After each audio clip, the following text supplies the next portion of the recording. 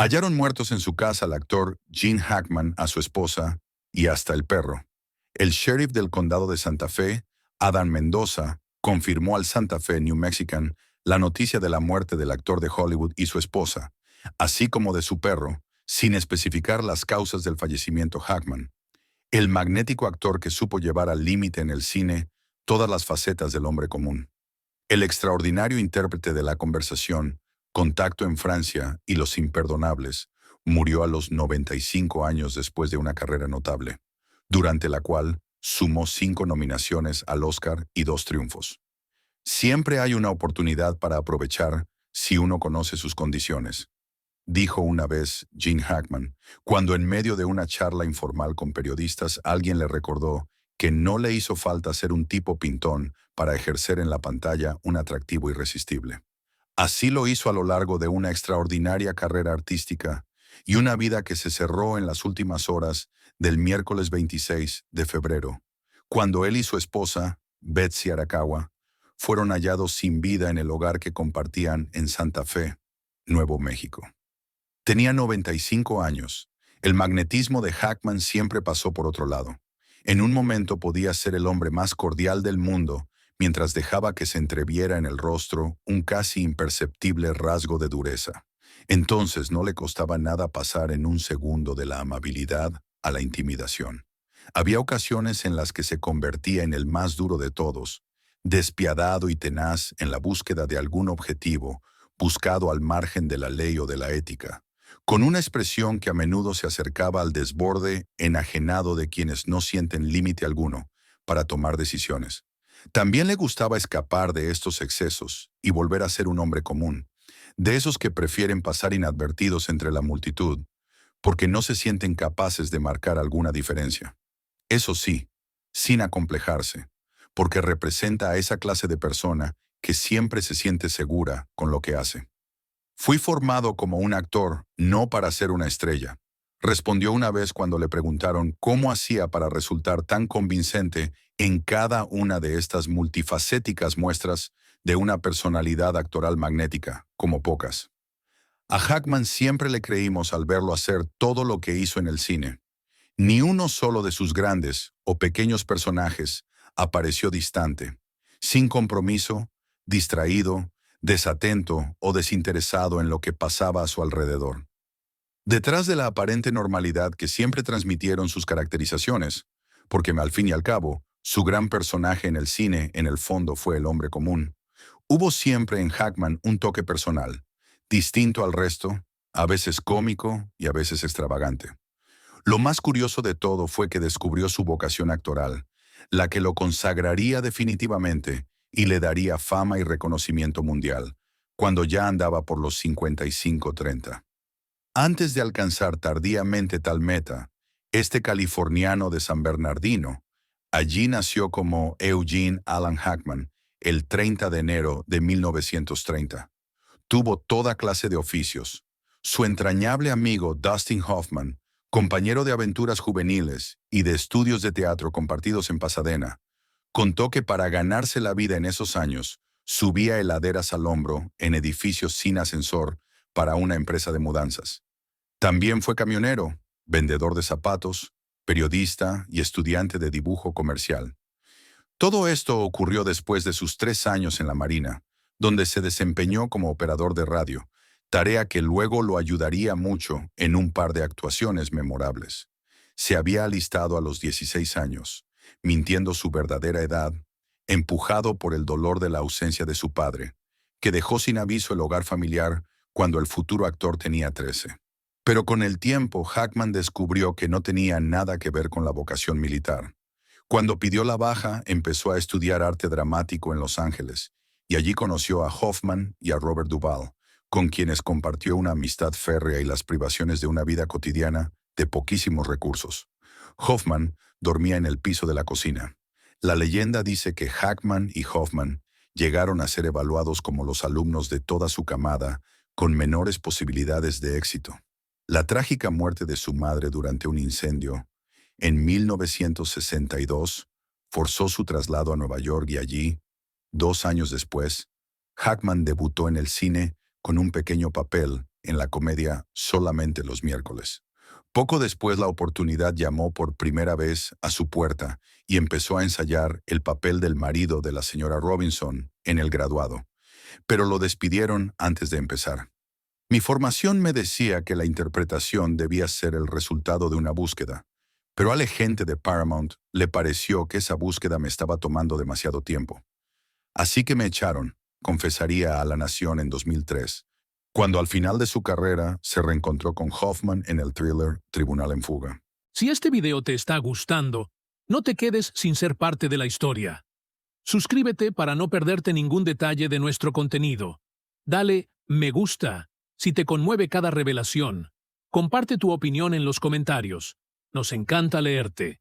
Y difunde el video para que más personas lo disfruten.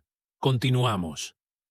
En ese momento reapareció en su vida Warren Beatty, que encabezó el elenco de Lilith, otra de las tempranas apariciones de Hackman en el cine, y le propuso interpretar a Buck Barrow, el hermano del personaje masculino principal de Bonnie and Clyde, película que iba a producir y protagonizar. La suerte cambiaría por completo para ese dúo de estudiantes de teatro llamados al fracaso. Hoffman se consagraría con El Graduado, y ese hombre alto, medía 1,88, de temperamento fuerte y voz enfática, conseguiría gracias a Bonnie y Clyde su primera nominación al Oscar. Tenía 37 años y recién llegaba al cine. Después de sumar elogios y reconocimientos en varias apariciones que empezaron a mostrar por qué era un actor dotado para toda clase de historias, en 1970 llegó la segunda nominación, en este caso por Mi padre, un extraño, junto a Melvyn Douglas, relato en el que Hackman, según confesaría después, puso en juego la memoria del complejo vínculo que mantuvo con su propio padre. Comenzaría así, de la mejor manera, la primera gran década en el cine de Gene Hackman. Primero, porque al año siguiente, en su tercer intento, ganó por fin el Oscar al mejor actor protagónico, gracias a uno de los papeles de su vida, Popeye Doyle, el irascible y terco policía de Contacto en Francia. A este gran personaje le seguirían aplaudidas apariciones en Espantapájaros, junto a Al Pacino, La aventura del Poseidón y sobre todo La conversación, una de las obras maestras de Francis Ford Coppola. Harry Cowell, el experto y silencioso vigilador de escuchas ajenas que personifica allí, siempre fue para Hackman su personaje favorito. Después llegó un breve y disfrutable recreo. Hizo reír a todos como el ermitaño ciego del joven Frankenstein, y antes del final de la década, mostró su primera y regocijante transformación en Lex Luthor, el archienemigo del Superman, escrito por Mario Puzo, dirigido por Richard Donner y encarnado por Christopher Reeve. Volvería más tarde a ese papel. Con la década del 80 y del 90, se abrirían todavía más puertas para el reconocimiento de Hackman como un actor múltiple, siempre confiable y capaz de someterse a cualquier desafío interpretativo. Le sobraba talento para hacerlo y también una personalidad fuerte, brava, que lo llevó en varias ocasiones a plantarse frente a algunos directores y cuestionar sus métodos. De ese tiempo se recordarán unas cuantas apariciones suyas en películas que dejaron huella, sin importar si se le pedía un compromiso más duro, exigente o liviano para sus personajes.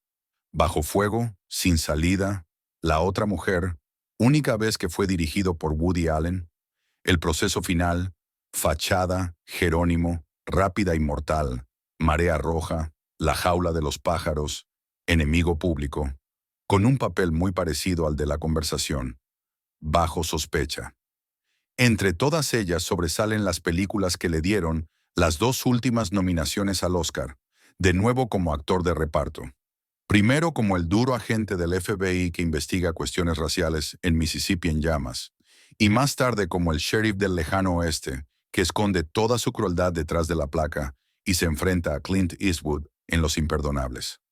Siempre trato de mostrar el costado humano de estos personajes, dijo una vez sobre la atención especial que le dedicaba a los villanos.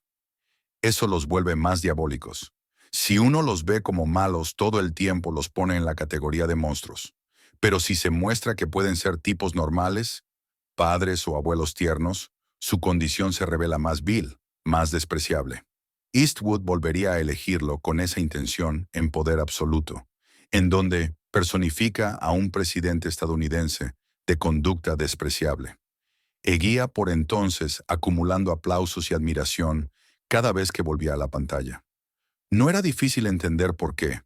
Hackman se tomaba su tiempo para estudiar los guiones y las propuestas de trabajo, y solo aceptaba las que pasaban un filtro personal cada vez más exigente.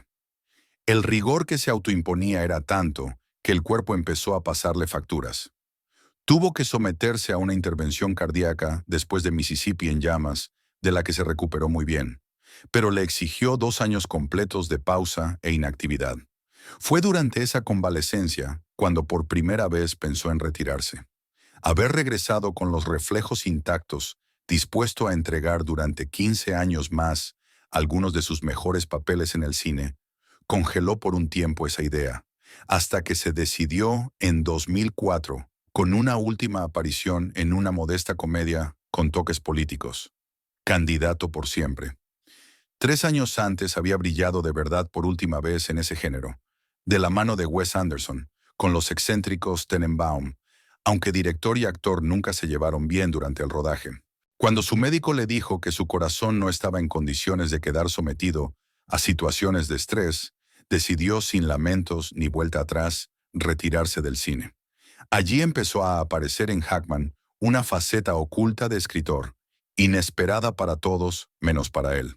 Hijo de un imprentero de Illinois, nieto y sobrino de periodistas, había revelado por primera vez su perspicacia para moverse en ese nuevo mundo cuando ya era un actor reconocido a fines de los 80, y se decidió a comprar los derechos de una novela que ya era por entonces todo un bestseller. Pensaba llevarlo al cine. Fui tan respetuoso con el libro que me interesaron 100 páginas y tenía unas 300 de guión. Entonces pude ver que no tenía la experiencia para hacer ese tipo de cosas en ese momento, así que dejé que el proyecto continuara en otras manos.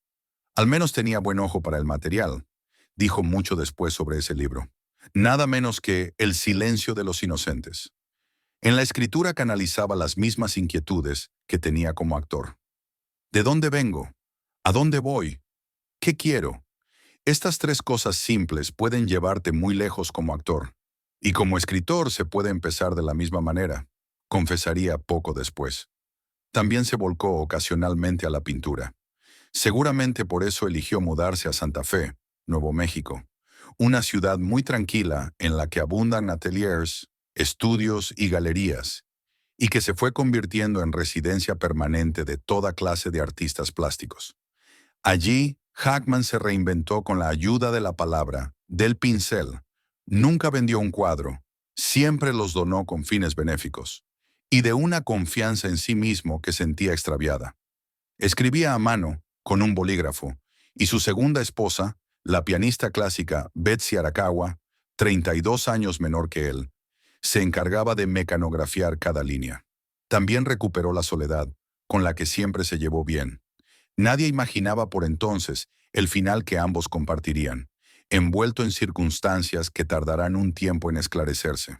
Cuando se disipen esas dudas, volveremos una y otra vez a recordar a Hackman como se merece, a través de los grandes personajes que forjaron una trayectoria incomparable. Antes de despedirme, quiero agradecerles por acompañarme en este video. Si les gustó el contenido, no olviden darle me gusta, suscribirse al canal y activar la campanita para no perderse de las próximas novedades. También me encantaría leer sus comentarios y saber qué les pareció. Nos vemos en el próximo video. ¡Hasta pronto!